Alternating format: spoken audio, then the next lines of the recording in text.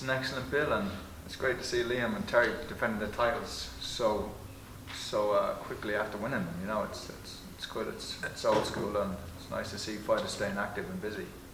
And two great finishes, two great knockouts to win the championships. It's fantastic. Billy, despite you beating the Eubank team still banging on about Golovkin, what do you make of all that?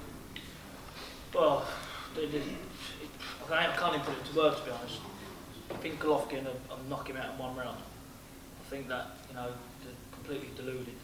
They ain't got a clue what they're talking about. Listen, I beat Eubank thinking and training towards, is he fighting, is he not? I didn't know I was fighting until I weighed in on the scales the day before, because that's the mentality of them. You can't get a yes or no answer, So, people judge that performance where that performance really wasn't me. A few rounds was me, but it wasn't me. Mentally, it wasn't me. And Eubank, as soon as he gets in there with a good boxer again, he'll get beat. And if he stands over a big puncher, he'll get knocked out. But you know, to talk about Golovkin, right? He's not fought since February.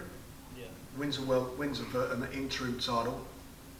The title gets taken away because it's not been defended, which is nuts. And had the fight with Bill. For his dad, that there was a problem with that, so we sort of all walked away from him. And he's got a knockover job on the weekend, and then he's fighting Spike, who's a decent fighter and good fighter. But Bill's beaten both.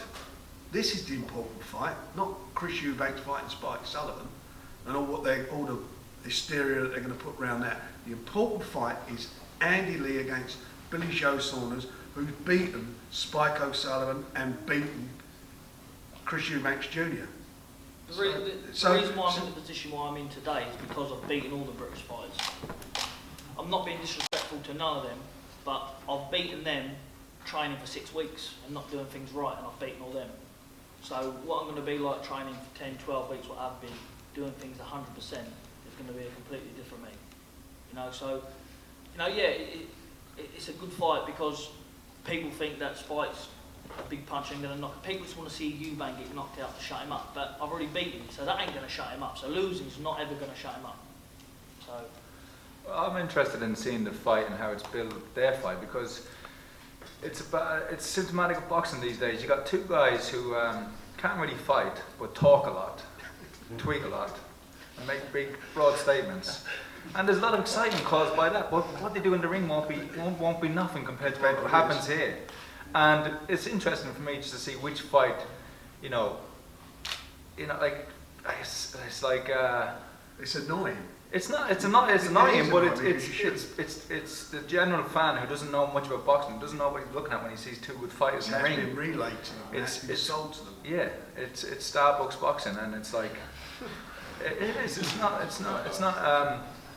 You're going to see two because Spike O'Sullivan's a hard man and will be a hard fight, and Chris Eubank is a hard fight for anybody. I know. I've seen him in the gym. I know how good he is. He can fight. He doesn't stop. He's coming forward and he punches hard, and he's unrelenting. He's a tough kid, and he's got.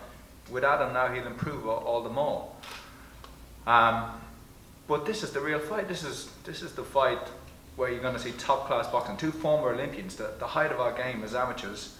Billy Joe's won everything from British, European, Commonwealth, and I've had a hard career all my life in America fighting the best and become world champion.